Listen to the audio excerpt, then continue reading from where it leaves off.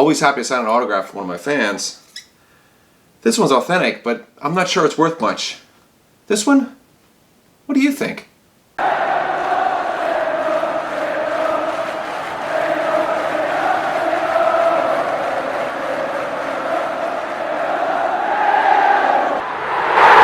Hello and welcome to the Soccer Collectible Show, the channel for the history and value of soccer memorabilia.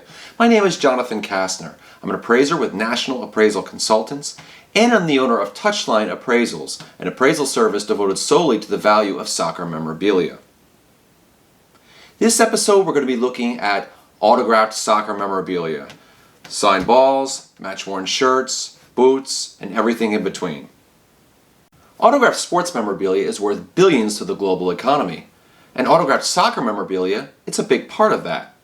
Most autographed soccer memorabilia on the market is in the form of autographed shirts, autographed balls, boots, and to a lesser degree, ephemera, paper items such as photos, tickets, letters, and programs. It's been said that soccer players today have two careers, one on the field and one off it. If they're not bonding with family and friends or posting on social media, players today are signing autographs, and they're signing an awful lot of them. Lionel Messi and Cristiano Ronaldo have signed thousands of shirts during their careers, so their signatures are not that rare, but they are valuable. Demand drives price. You can see some examples of their signatures here. While signatures from players of the modern era make up close to 75% of all autographed memorabilia on the market, there are a growing number of collectors who are looking for signatures of players from the 1980s and earlier. And when we're thinking of players from the 1980s and earlier, we're thinking primarily of Diego Maradona and Pelé. Here we see some examples from Diego Maradona and Pelé, two of the simplest and most copied signatures today. Both players have been very prolific at signing, but their signatures can be very valuable nonetheless. Okay, so what about the really old signatures? The Ferenc Puskás and Alfredo Di Stefanos. Keep in mind, demand drives price. Just because the signature is rare doesn't necessarily mean it's valuable. Somebody has to want that signature to increase its value. Signatures from the 1950s and earlier by greats such as Ferenc Puskás and Alfredo Di Stefano, they can be rare, but they may not necessarily command a high price. Signatures from that period are usually found on photos and tickets, and sales for these items bring hundreds of dollars, not thousands of dollars. Signed letters and checks, however, they can bring substantially more. The truth is, though, that most collectors today want signed equipment, not signed ephemera. It's worth noting that shirt signing didn't become common until the 1970s and the 1980s when teams started selling their replica shirts. Leeds United was among the first to do so in 1975, so if you find a signed shirt from the 70s and earlier, there's a pretty good chance it's also match-worn. When it comes to collecting signatures, authenticity must be your first consideration, because there's an awful lot of fakes out there. The good news is there are ways to spot them. First, compare the subject signature with an authentic example. Do the lines have the same thickness? Is the authentic signature level, or does it rise and fall? Are there dots within a line? Does the signature look like it was traced? Consider your own signature. Unless you have multiple personalities, you probably sign your name the same way every time. The spacing, stroke, slant, and the time it takes to sign, well, these are things that are probably all consistent. A player signs the signature the same way that you do. As I mentioned with Pelé and Maradona, some signatures are easier to copy than others. So why do people fake signatures? Well, to make money, of course.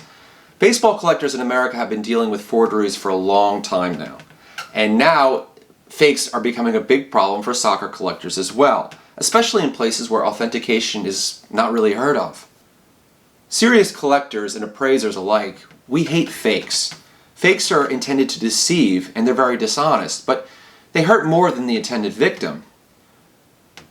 Fakes can affect the entire collectibles market, and they can also drive up authentication fees.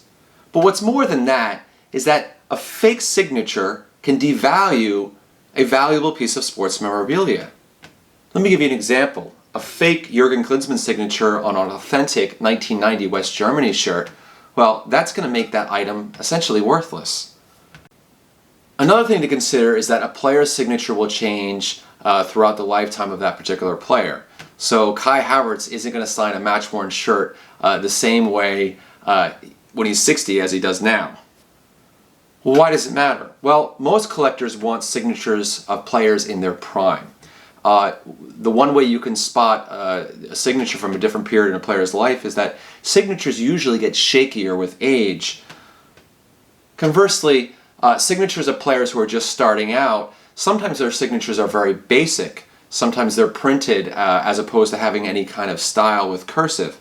When it comes to baseball memorabilia, one good example is Mickey Mantle. When he signed his signature when he was starting out, it's very different from when he was in his prime to when he retired.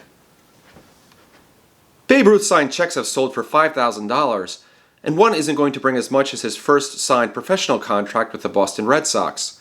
That sold for $1 million. Signatures in unique and personal circumstances can bring more too. A heartfelt letter from Ruth to Lou Gehrig after his discovery of ALS in 1939, if it's found to exist, could conceivably bring as much as the contract. Similar principles are at play with signed soccer memorabilia. Fakes today are getting harder to spot. That's why it's important to have your signatures authenticated by a professional authenticator. Some popular autograph authenticators include Professional Sports Authenticator, known as PSA, Beckett Authentication Services, and James Spence Authentication. Most signature authentications are fairly standard. If you want an item authenticated, you pay to have an authenticator to inspect the item. The authenticator takes photos and researches comparable items to determine its authenticity. If it is considered authentic, the authenticator will assign it a number stored in a searchable database and provide the owner with a tag, certificate of authenticity, known as a COA, and a hologram stickers for identification. And authentication will often enhance memorabilia value, and for signed and match-worn items, it's an absolute necessity. Well, that does it for this episode, but before I go, I want to make mention of this ball here, signed by some Liverpool greats in the past, Peter Beardsley, Steve Staunton, Ian Rush, I think we have John Barnes here somewhere, Ronnie Whelan.